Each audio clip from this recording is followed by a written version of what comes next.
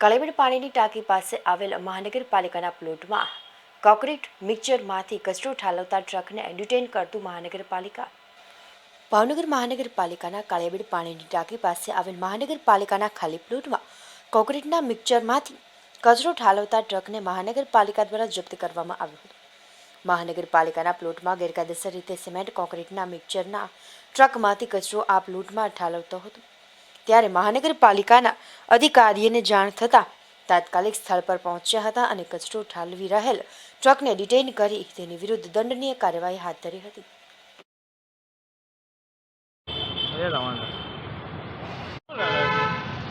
સિમેન્ટનો બગાડ